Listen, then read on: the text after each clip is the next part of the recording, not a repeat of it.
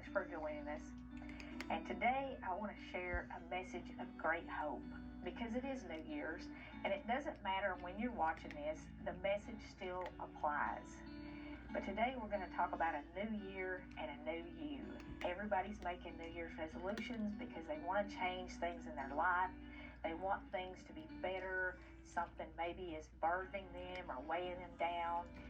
And this is how you really make change in your life to totally turn things around. And it doesn't matter what it is that you need to change.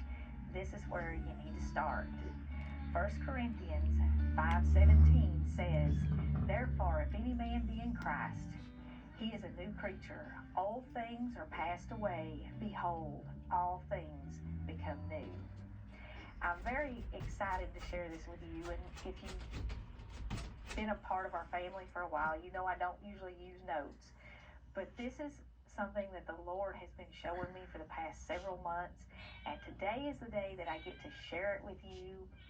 So, like I said, it doesn't matter if it's on New Year's Day or when you're watching it, this message applies.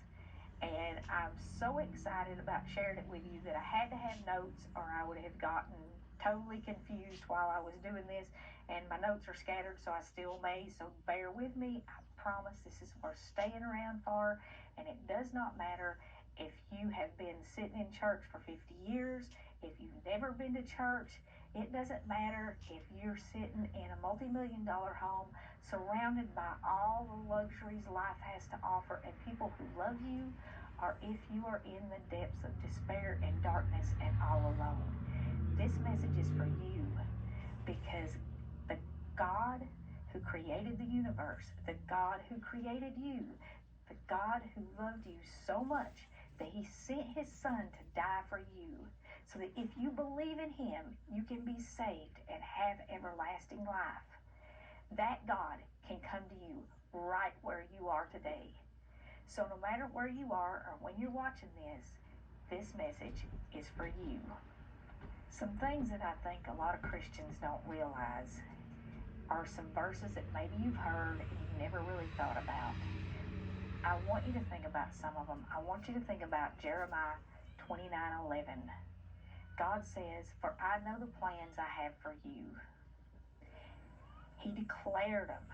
They are plans to prosper and not to harm you. Plans to give you hope and a future. So it doesn't matter maybe if you haven't always been successful, if everything you've wanted hasn't worked out. Maybe it wasn't part of God's plan. Whatever that plan is, it's for your good, for your future. His plan is not to harm you. So think about that. Maybe think about how some of the failures you've experienced in the past might be preparing you for that future plan that God has for you. And trust him that that plan is good for you. His plan is always better than ours.